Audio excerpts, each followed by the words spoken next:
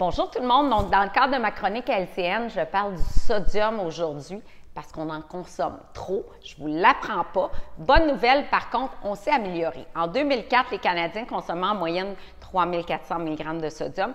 Maintenant, 2760 mg, du moins les statistiques de 2007. C'est mieux, mais ce n'est pas suffisant parce qu'en fait, il ne faudrait pas dépasser 2300 mg de sodium par jour. Pourquoi? Le sodium est relié à l'hypertension qui touche 22 des Canadiens. C'est un facteur de risque des maladies cardiovasculaires, des accidents vasculaires cérébraux aussi. Et il y a un lien entre sodium et cancer de l'estomac. Et il y a même un lien dans la littérature récente entre trop de sodium et le risque d'ostéoporose. Donc, on a tout intérêt à diminuer sa consommation de sodium et ça commence par la diminution de la consommation d'aliments transformés. Il y a des produits du commerce, je pense à ça ici entre autres, là, les petites soupes asiatiques que les adolescents aiment beaucoup. Bien, dans ma portion de soupe, j'ai 1500 mg de sodium. On ne doit pas dépasser 2300, donc j'ai plus de 62 de la part maximale de la journée dans une seule portion. C'est beaucoup trop.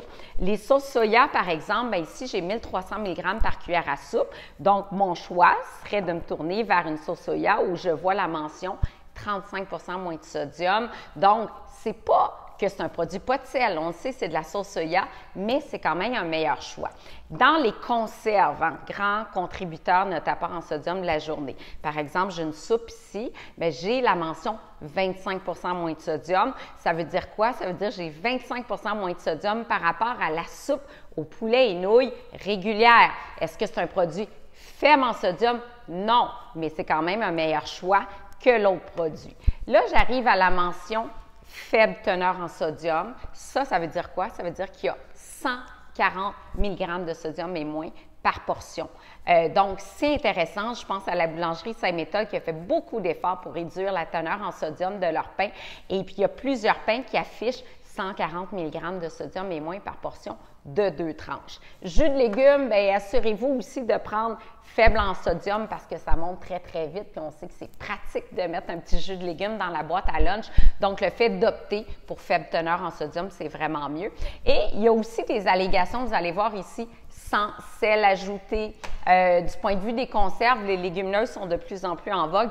Tant mieux, il y a quand même beaucoup de sodium. C'est sûr que quand on rince la légumineuse, bien, il y a une partie du sel qui s'en va avec l'eau de rinçage. Mais quand même, de prendre un produit sans sel ajouté, ça serait un meilleur choix. Dites-vous qu'on s'habitue à manger moins salé. Les papilles gustatives vont s'habituer à apprécier des produits qui sont de moins en moins salés. Il faut juste se donner le temps, 4 à 6 semaines, pour vraiment s'habituer. Vous savez que j'ai lancé des assaisonnements sans sodium, 3 variétés, légumes, poissons, avec les algues de notre ami Antoine Nicolas de Gaspésie et j'ai les assaisonnements pour la viande. Puis moi, je mange peu de viande, je suis presque végé, mais je les aime vraiment.